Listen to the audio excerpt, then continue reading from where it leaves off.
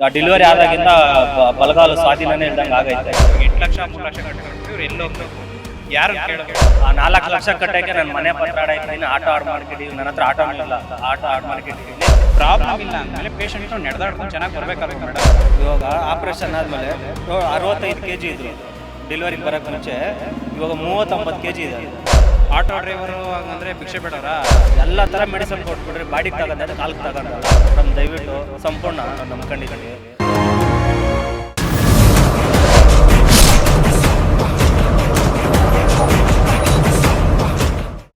S, ನಮ್ಮಲ್ಲೊಂದು ಮಾತಿದೆ, ವೈದ್ಯೋ ನಾರಾಯಣ ಹರಿ ಅಂತ. ಆದ್ರೆ ಈ ಮಾತಿಗೆ ತದ್ವಿರುದ್ಧವಾದ ಘಟನೆ ಒಂದು ಜರುಗಿದ್ದು, ತಮ್ಮದಲ್ಲದ ತಪ್ಪಿಗೆ ಬಡ ದಂಪತಿಗಳು ಕಣ್ಣೀರಿಡುತ್ತಿರುವ ಘಟನೆ ಸಿಲಿಕಾನ್ ಸಿಟಿ ಬೆಂಗಳೂರಲ್ಲಿ ನಡೆದಿದೆ. ಡೆಲಿವರಿಗೆ ಅಂತ ಬಂದಿದ್ದ ಮಹಿಳೆಗೆ ಆಸ್ಪತ್ರೆ ವೈದ್ಯರು ಮತ್ತು ಸಿಬ್ಬಂದಿಗಳು ಮಾಡಿದ ಎಡವಟ್ಟಿನ ಚಿಕಿತ್ಸೆಗೆ ಇದೀಗ ಮಹಿಳೆ ನರಕಯಾತನೆ ಅನುಭವಿಸುವಂತಾಗಿದೆ. ಸೆಂಟ್ ಜಾನ್ಸ್ ಆಸ್ಪತ್ರೆಯಲ್ಲಿ ಇಂತಹ ವಿಚಿತ್ರ ಘಟನೆಯೊಂದು ಜರುಗಿದ್ದು, ನೊಂದ ದಂಪತಿಗಳು ನ್ಯಾಯಕ್ಕಾಗಿ ಅಂಗಲಾಚುತ್ತಿದ್ದಾರೆ. ಆಪರೇಷನ್ ಮಾಡುವಾಗ ವೈದ್ಯರ ಮೈಯೆಲ್ಲ ಕಣ್ಣಾಗಿರ್ಬೇಕು, ಯಾಕೆಂದ್ರೆ ಕೊಂಚ ಹೆಚ್ಚು ಕಡಿಮೆ ಆದ್ರೂ ರೋಗಿಯ ಜೀವಕ್ಕೆ ಕುತ್ತು ತರುವ ಸಾಧ್ಯತೆ ಇರುತ್ತದೆ. ಎಷ್ಟೋ ಮಂದಿ ವೈದ್ಯರನ್ನು ಪ್ರಾಣ ಉಳಿಸುವ ದೇವರೆಂದು ಕರೆಯುತ್ತಾರೆ. ಆದರೆ ಅಂತಹ ವೈದ್ಯರೇ ಒಮ್ಮೆ ಮೈ ಮೇಲೆ ಪ್ರಜ್ಞೆ ಇಲ್ಲದಂತೆ ವರ್ತಿಸಿದರೆ ರೋಗಿಗಳು ಜೀವವನ್ನೇ ಕಳೆದುಕೊಳ್ಬೇಕಾಗಿರುತ್ತದೆ, ಇಲ್ಲ ಜೀವನ ಪೂರ್ತಿ ನರಳಾಡಬೇಕಾಗಿರುತ್ತದೆ. ಇದಕ್ಕೆ ಸಾಕ್ಷಿ ಎಂಬಂತೆ ಈ ಘಟನೆ ಜರುಗಿದ್ದು, ಫೆಬ್ರವರಿ 14ರಂದು ಸರಸ್ವತಿ ಎಂಬ ಮಹಿಳೆ ಡೆಲಿವರಿಗೆ ಅಂತ ಬಂದಿದ್ದು, ಈಗ ತನ್ನ ಬಲಗಾಲಿನ ಸ್ವಾಧೀನವನ್ನೇ ಸಂಪೂರ್ಣವಾಗಿ ಕಳೆದುಕೊಂಡಿದ್ದಾಳೆ. ವೈದ್ಯರು ದೇವರ ಸಮಾನ ಅನ್ನೋ ಮಾತು ಇವತ್ತಿಗೂ ಅದೆಷ್ಟೋ ಕಡೆ ಜೀವಂತವಿದೆ. ಆದರೆ ರಾಜಧಾನಿಯಲ್ಲಿರುವ ಸಿಲಿಕಾನ್ ಸಿಟಿಯಲ್ಲಿರುವಂತಹ ಸಂತ ಜನರ ಆಸ್ಪತ್ರೆಗೆ ರೋಗಿಗಳಿಗೆ ದೇವರಾಗುವುದನ್ನು ಬಿಟ್ಟು ಯಮನ ಮೃತ್ಯುಕೂಪವಾಗಿ ಪರಿವರ್ತನೆ ಆಗಿದೆ. ಆರೋಗ್ಯಕ್ಕೆ ಸಂಬಂಧಿಸಿದಂತೆ ಏನೇ ಸಮಸ್ಯೆ ಆದರೂ ನೆನಪಾಗುವುದು ವೈದ್ಯರು. ಆದರೆ ಬೆಂಗಳೂರಿನ ಸಂತ ಜನರ ಆಸ್ಪತ್ರೆ ವೈದ್ಯರು ಮತ್ತು ಸಿಬ್ಬಂದಿಗಳು ಮಾಡಿದ ಎಡವಟ್ಟಿನಿಂದಾಗಿ ಈ ಮಹಿಳೆ ಜೀವನ್ ಮರಣದ ನಡುವೆ ಹೋರಾಟ ಮಾಡುತ್ತಿದ್ದಾಳೆ. ಡೆಲಿವರಿಗೆ ಅಂತ ಬಂದು ಇಲ್ಲ ಸಲ್ಲದ ಆಪರೇಷನ್, ಚಿಕಿತ್ಸೆ ಮತ್ತು ಓವರ್ ಡೋಸ್ ಮೆಡಿಸಿನ್ಗಳಿಂದಾಗಿ ಅನಾರೋಗ್ಯಕ್ಕೆ ತುತ್ತಾಗಿರುವುದಲ್ಲದೆ ಗ್ಯಾಂಗ್ರೀನ್ ಆವರಿಸಿದ ಪರಿಣಾಮ ತನ್ನ ಬಲಗಾಲಿನ ಸ್ವಾಧೀನವನ್ನೇ ಕಳೆದುಕೊಂಡು ನರಕಯಾತನೆ ಅನುಭವಿಸುತ್ತಿದ್ದಾಳೆ.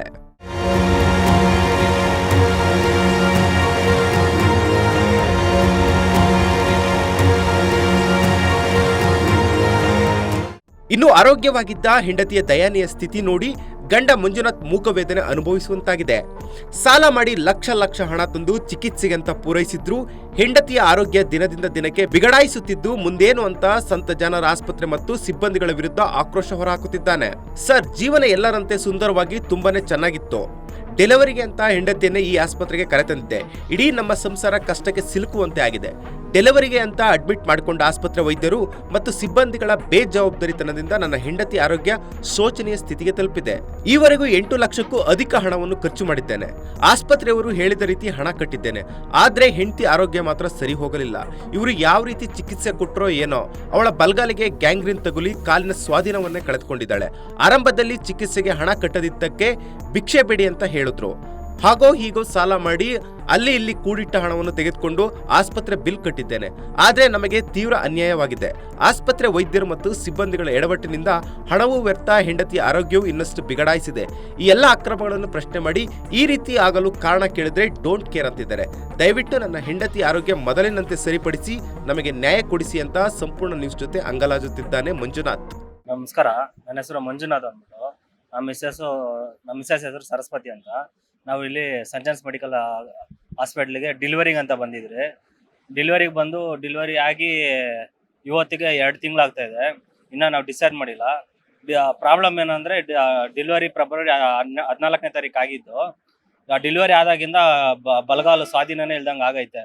ತಿರ್ಗಾ ಗರ್ಭಕೋಶ ಎತ್ತಿದ್ದಾರೆ, ಯೂರಿನ್ ಪೈಪ್ ಕಟ್ ಮಾಡಿದ್ದಾರೆ. ಇವಾಗ ಏನಂತಂದರೆ ಬಿಲ್ ನೋಡಿದ್ರೆ ಆಲ್ಮೋಸ್ಟ್ 11 ಲಕ್ಷವರೆಗೂ ಬಿಲ್ ಆಗಿದೆ. ಇವಾಗ ಅದ್ರಲ್ಲಿ ಏನಂತಾರೆ, 4 ಲಕ್ಷ ಕಟ್ಟಿದ್ದೀನಿ. ಫಾದರು ಒಂದು 2.5 ಬಡವರಂತ 2.5 ಕಮ್ಮಿ ಮಾಡಿದ್ದಾರೆ. ಇನ್ನು ಮಿಕ್ಕಿದ್ದು 3.5 ಲಕ್ಷ ಕಟ್ಬಿಟ್ಟು ಹೋಗಿ ಅಂತಾರೆ. ಯೂರಿನ್ ಕೇಳಿದ್ರೆ ಯೂರಿನ್ ನಮಗೂ ಅದು ಸಂಬಂಧ ಇಲ್ಲ ಅಂತಾರೆ. ಕಾಲದ ಕೇಳಿದ್ರೆ ಕಾದು ನಮ್ಗೆ ಸಂಬಂಧ ಇಲ್ಲ ಅಂತಾರೆ. ಕಾಲು ಬಂದ್ಬಿಟ್ಟು ಇವಾಗ ಗ್ಯಾಂಗ್ರಿಂಗ್ ಆಗಿದೆ, ಅದು ಸ್ವಾಧೀನ ಇಲ್ದಂಗೆ ಆಗಿ ಕಾಲು ಬಂದು ಗ್ಯಾಂಗ್ರಿಂಗ್ ಆಗಿದೆ.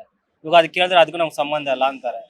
ಇವಾಗ ಇಷ್ಟು ಆಲ್ಮೋಸ್ಟ್ 8 ಲಕ್ಷ ಕಟ್ಟಿ ನಾವು ಏನು ಸಂಬಂಧ ಇಲ್ಲ ಅಂದಮೇಲೆ ನಾವು ಇವಾಗ ಯಾರ ಹತ್ರ ಕೇಳಬೇಕು?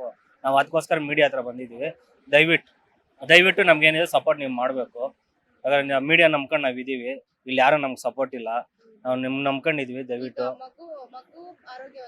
ಮಗು ಇಲ್ಲಿಂದ ಡಿಸ್ಚಾರ್ಜ್ ಆಗಿ ಒಂದು 3 ವಾರ ಮೇಲೆ ಆಯ್ತು. ಇವಾಗ ನಮ್ಮ ಅಕ್ಕ ನೋಡ್ಕೊಂತ ಇದ್ದಾರೆ ವೈಟ್ ಫೀಲ್ಡ್ ಅಲ್ಲಿ. ಬರೀ ಪೌಡರ್ ಹಾಲು ಕೊಡ್ತಾ ಇದೀವಿ. ಹುಡ್ದಾಗಿಂದ ಪೌಡ್ರಲ್ಲೇ ಕುಡಿತಾ ಇದೆ. ಆವತ್ತಿಂದ ಏನೋ ಪವರ್ ಮೆಡಿಸನ್ ಕೊಡ್ತಾ ಇದೀವಿ, ಮಗುಗೆ ಹಾಲು ಕೊಡಬಾರ್ದು ಅಂದ್ರು, ಆವಾಗಿಂದ ಪೌಡ್ರಲ್ಲೇ ಕೊಡ್ತಾ ಇದೀವಿ.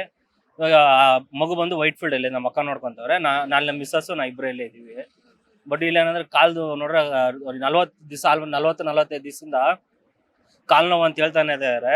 ಕಾಲ್ ನೋವು ಸ್ವಲ್ಪನೂ ಕಮ್ಮಿ ಆಗ್ತಾಯಿಲ್ಲ. ಇವ್ರು ಕೇಳಿದ್ರೆ ಇಲ್ಲ ಹಂಗೆ ಇರುತ್ತೆ, ಅಡ್ಜಸ್ಟ್ ಮಾಡ್ಕೊಳ್ಳಿ ಅಂತಾರೆ. ಇವಾಗ ನೋಡಿ ಸರ್ಜರಿ ಮಾಡ್ಬೇಕಂತ ಒಬ್ರು ಅಂತಾರೆ, ಇನ್ನೊಬ್ರು ಏನಂತಾರೆ ಇಲ್ಲ ನಡೆದ್ರೆ ಸರ್ ಹೋಗುತ್ತೆ, ಮನೆಗೆ ಹೋಗಿ ಅಂತಾರೆ. ನಾವು ಹೋಗಲ್ಲ ಅಂದ್ರೆ ಅವರೇ ಪ್ರೆಷರ್ ಮಾಡಿ ಹೋಗಿ ಅಂತ ಹೇಳ್ತಾರೆ. ಅದೇನು ಕಾರಣಕ್ಕೆ ನಮ್ಗೆ ಹೇಳ್ತಾ ಇದಾರೆ ಗೊತ್ತಿಲ್ಲ. ಕಾಲದ ರಿಪೋರ್ಟ್ ಕೇಳಿದ್ರೆ ಕಾಲ್ ರಿಪೋರ್ಟೇ ಕೊಟ್ಟಿಲ್ಲ. ಮೊನ್ನೆ ಬಂದು ನಾವು ಕೇಳಿದ್ದಕ್ಕೆ ಇಮಿಡಿಯೇಟಿವ್ ಬಂದ್ರು, ರಿಪೋರ್ಟ್ ಕಾಲ್ ಸ್ಕ್ಯಾನ್ ಮಾಡಿದ್ರು ಚೆನ್ನಾಗಿದೆ ಹೋಗಿ ಅಂತ ಹೇಳ್ತಾರೆ. ಬಿಲ್ ನೋಡಿದ್ರೆ ಅಷ್ಟು ಬಿಲ್ ಮಾಡಿದ್ದಾರೆ ಮೇಡಮ್. ನಾನು ಬಂದು ಆಟೋ ಓಡಿಸೋದು, ನನ್ನ ಹತ್ರ ಅಷ್ಟೆಲ್ಲ 8 ಲಕ್ಷ 10 ಲಕ್ಷ ಎಲ್ಲ ಕಟ್ಟೋಣ ಇಲ್ಲ ಮೇಡಮ್. ದಯವಿಟ್ಟು ನಿಮ್ಮ ಕಡೆಯಿಂದ ನಮ್ಮ ಹೆಂಡತಿಗೆ ಕಾಲು ಎಲ್ಲ ಬರ್ಬೇಕಾದ್ರೆ ಚೆನ್ನಾಗಿ ನಡ್ಕೊಂಡೆ ಮೇಡಮ್ ಬಂದಿದ್ದು. ಇದು ನಾವು ಬೇರೆ ಹಾಸ್ಪಿಟಲ್ ನೋಡಿಸ್ತಾ ಇದ್ರಿ, ಮಗುದು ಅದೇನೋ ಗಲೀಜ್ ಸ್ವಲ್ಪ ಕೆಳಗಡೆ ಇದೆ ಅಂತೇಳಿ ಬೇಗ ಡೆಲಿವರಿ ಆದ್ರೆ NIC ಹೋಗ್ಬೇಕಂಬಿಟ್ಟು ಅವ್ರ ಹತ್ರ ಇಲ್ಲ ಇಲ್ಲಿ ಕಳ್ಸಿಕೊಟ್ರು. ಇಲ್ಲಿ ಬಂದು ನಾವು ಆಲ್ಮೋಸ್ಟ್ 21 ದಿವಸ ಬೆಡ್ ರೆಸ್ಟ್ ಅಲ್ಲೇ ಇದ್ರೆ, ಆಮೇಲೆ ಅವರೇ ಡೆಲಿವರಿಗೆ ಬನ್ನಿ ಅಂತ ಕಳ್ಸಿಕೊಟ್ರು. ಡೆಲಿವರಿಗೆ ಬಂದ್ಮೇಲೆ ಈ ತರ ಆಪರೇಷನ್ ಆಗಿ ಈ ತರ ಕಾಲ್ ಸ್ವಾಧೀನ ಇಲ್ದಂಗೆ ಆಗಿದೆ ಮೇಡಮ್. ನಾವಿಲ್ಲಿ ಕರ್ಕೊಂಡು ಬಂದಿದ್ದು ಏನು ಆಪರೇಷನ್ ಮಾಡೋಕ್ಕೆ, ಡೆಲಿವರಿ ಆಪರೇಷನ್ಗೆ ಅಂತ ನಾವು ಕರ್ಕೊಂಡು ಬಂದಿದ್ದು. ಯೂರಿನ್ ಆಗ್ತಾ ಇಲ್ಲ, ಕಾಲು ಎಫೆಕ್ಟ್ ಆಗ್ತಾ ಇಲ್ಲ, ಅದಕ್ಕೆ ನಮ್ಗೆ ಏನು ಗೊತ್ತು. ಇವಾಗ ಬರ್ಬೇಕಾದ್ರೆ ಚೆನ್ನಾಗೇ ಬಂದವರು, ಡಿಸ್ಚಾರ್ಜ್ ಮಾಡ್ಕೊಳ್ಬೇಕಾರೆ ಇಷ್ಟೆಲ್ಲ ಪ್ರಾಬ್ಲಮ್ ತೊಗೊಂಡು ಮನೆಗೆ ಕರ್ಕೊಂಡು ಹೋದ್ರೆ ಅದಕ್ಕೆ ಏನು ವ್ಯಾಲ್ಯೂ ಸಿಗುತ್ತೆ? ಇಷ್ಟೆಲ್ಲ ದುಡ್ಡು ಖರ್ಚು ಮಾಡೋದ್ಮೇಲೆ ನಮ್ಮ ದುಡ್ಡು ನಾವು ಕೊಟ್ಬಿಟ್ಟು ಹಾಸ್ಪಿಟ್ಲಿಗೆ ಸೇರ್ಕೊಂಡು ನಮ್ಮ ದುಡ್ಡೇ ನಾವೇ ಖರ್ಚು ಮಾಡ್ಕೊಂಡು ಒಂದೊಂದು ಅಂಶನೇ ಕಳ್ಕೊಂಡು ಹೋಯ್ತಾ ಇದ್ರೆ ಅದು ಏನು ಸಿಗುತ್ತೆ? ಏಂತಕ್ಕೆ ಡಾಕ್ಟ್ರು ಅದೆಲ್ಲ ಏಂತಕ್ಕೆ ಬೇಕು ನಮಗೆ?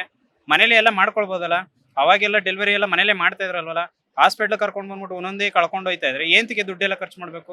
ದುಡ್ಡು ಕಟ್ಟಲ್ಲ ಅಂತ ನಾವೇನು ಹೇಳ್ತಾ ಇಲ್ಲ, ಕಟ್ತೀವಿ. ಅದೇನಾದರೂ ಸಾಲನೋ ಏನೋ ಮಾಡ್ಕೊಂಡು ನಾವು ಕಟ್ತೀವಿ.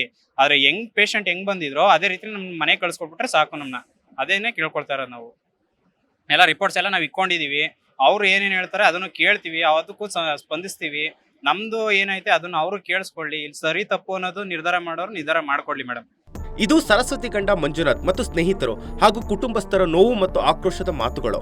ಸಂತ ಜನರ ಆಸ್ಪತ್ರೆಯಲ್ಲಿ ಎಲ್ಲವೂ ಸರಿಯಿಲ್ಲ. ಇಲ್ಲಿನ ವೈದ್ಯರು ಮತ್ತು ಸಿಬ್ಬಂದಿ ಹಣದ ಹಿಂದೆ ಬಿದ್ದಿದ್ದಾರೆ. ಪರಿಣಾಮ ಅದೆಷ್ಟೋ ಬಡ ಜೀವಿಗಳು ಈ ರೀತಿ ಕಣ್ಣೀರಿನಲ್ಲಿ ಕೈ ತೊಳೆಯುವಂತಾಗಿದೆ. ಗಂಡ ಮಕ್ಕಳು ಸಂಸಾರ ಅಂತ ನೆಮ್ಮದಿಯಾಗಿ ಇರಬೇಕಾಗಿದ್ದ ಸರಸ್ವತಿ ತನ್ನದಲ್ಲದ ತಪ್ಪಿಗೆ ಬಲಗಾಲಿನ ಸ್ವಾಧೀನ ಕಳೆದುಕೊಂಡು ಹಾಸಿಗೆ ಹಿಡಿದಿದ್ದಾಳೆ. ಹೆಂಡತಿಯ ಶೋಚನೀಯ ಸ್ಥಿತಿ ಕಂಡು ಗಂಡ ಮಂಜುನಾಥ್ ಕೈ ಹಿಸಿಕೊಳ್ಳುತ್ತಾ ಮೂಕ ರೋದನೆ ಅನುಭವಿಸುತ್ತಿದ್ದಾನೆ. ಬೆಂಗಳೂರಿನ ಪ್ರತಿಷ್ಠಿತ ಆಸ್ಪತ್ರೆ ಆರೋಗ್ಯವೇ ಭಾಗ್ಯ, ಇವೆಲ್ಲವೂ ಕಾಗದಕ್ಕಷ್ಟೇ ಸೀಮಿತ ಅನ್ನೋದನ್ನ ಈ ಪ್ರಕರಣ ಅಕ್ಷರಶಃ ನಿಜಗೊಳಿಸಿದೆ. ಮನೆಗೆ ಆಸರೆಯಾಗಿದ್ದ ಸರಸ್ವತಿ ಹಾಸಿಗೆ ಹಿಡಿದಿದ್ದಾಳೆ. ಗಂಡ ಕೆಲಸ ಬಿಟ್ಟು ಸರಸ್ವತಿ ಸೇವೆಯಲ್ಲಿ ತೊಡಗಿದ್ದಾರೆ. ದೈನಂದಿನ ಡ್ರೆಸ್ಸಿಂಗ್ ಮತ್ತು ಔಷಧೋಪಚಾರಕ್ಕೂ ಈ ಬಡ ಕುಟುಂಬದ ಬಳಿ ಈಗ ಹಣವಿಲ್ಲ. ಆರೋಗ್ಯ ಇಲಾಖೆ ಮತ್ತು ಸಚಿವರು ಈ ನೊಂದ ಕುಟುಂಬದ ನೆರವಿಗೆ ನಿಲ್ಲಬೇಕಿದೆ. ಡೆಲಿವರಿಗೆ ತೆರಳಿ ಬದುಕನ್ನೇ ನರಕ ಮಾಡಿಕೊಂಡ ಸರಸ್ವತಿ ಹಾಗೂ ಆಕೆಯ ಗಂಡ ಮಂಜುನಾಥ್ ಕಣ್ಣೀರ ಕತೆಗೆ ಸರ್ಕಾರ ಸ್ಪಂದಿಸಬೇಕಿದೆ. ಸಂತ ಜನರ ಆಸ್ಪತ್ರೆ ಸಿಬ್ಬಂದಿ ಮತ್ತು ವೈದ್ಯರುಗಳು ಮಾಡಿರೋ ಎಡವಟ್ಟನ್ನು ಗಂಭೀರವಾಗಿ ಪರಿಗಣಿಸಿ ತಪ್ಪಿತಸ್ಥರ ವಿರುದ್ಧ ಕ್ರಮ ಕೈಗೊಳ್ಳಬೇಕಾಗಿದೆ. ಇಲ್ಲಿದ್ರೆ ಈ ದೇಶದ ಕತೆ ಇಷ್ಟೇ ಕಣಪ್ಪೋ, ಇಲ್ಲಿ ಚಿಂತೆ ಮಾಡಿ ಲಾಭ ಇಲ್ಲಪ್ಪೋ ಅಂತ ಆರೋಗ್ಯ ಸೇವೆ ಮತ್ತು ಆಳುವ ಸರ್ಕಾರಗಳ ಬಗ್ಗೆ ಜನಸಾಮಾನ್ಯರು ಮಾತನಾಡೋದ್ರಲ್ಲಿ ನೋ ಡೌಟ್. ಡೆಲಿವರಿ ಆದಾಗಿಂದ ಬಲಗಾಲು ಸ್ವಾಧೀನನೇ ಇಲ್ದಂಗೆ ಆಗೈತೆ. 8 ಲಕ್ಷ 3 ಲಕ್ಷ ಕಟ್ಟಿದ್ರು ಇವ್ರು ಎಲ್ಲಿ ಹೋಗ್ಬೇಕು? ಯಾರು ಕೇಳೋದು? 4 ಲಕ್ಷ ಕಟ್ಟಕ್ಕೆ ನನ್ನ ಮನೆ ಪತ್ರ ಆಡಾಯ್ತೀನಿ, ಆಟೋ ಆಡ್ ಮಾಡ್ಕಿದ್ದೀವಿ. ನನ್ನ ಹತ್ರ ಆಟೋ ಇಲ್ಲ, ಆಟೋ ಆಡ್ ಮಾಡ್ಕಿದ್ದೀವಿ. ಪ್ರಾಬ್ಲಮ್ ಇಲ್ಲ ಅಂದಮೇಲೆ ಪೇಷಂಟ್ ನಡೆದಾಡ್ಕೊಂಡು ಚೆನ್ನಾಗಿ ಬರ್ಬೇಕಲ್ವ ಮೇಡಮ್? ಇವಾಗ ಆಪರೇಷನ್ ಆದ್ಮೇಲೆ 65 kg ಇದ್ರು ಡೆಲಿವರಿಗೆ ಬರೋಕ್ಕೆ ಮುಂಚೆ, ಇವಾಗ 30-50 kg ಇದೆ. ಆಟೋ ಡ್ರೈವರು ಹಂಗಂದ್ರೆ ಭಿಕ್ಷೆ ಬೇಡವರ? ಎಲ್ಲ ಥರ ಮೆಡಿಸಿನ್ ಕೊಟ್ಬಿಟ್ರಿ, ಬಾಡಿಗೆ ತಗೊಂಡ್ರೆ ಕಾಲ್ಗೆ ತಗೊಂಡಲ್ಲ. ನಮ್ಮ ದಯವಿಟ್ಟು ಸಂಪೂರ್ಣ ನಂಬ್ಕೊಂಡಿದ್ದೀವಿ. ಸಂಪೂರ್ಣ ನ್ಯೂಸ್, ಇದು ನೊಂದವರ ಧ್ವನಿ.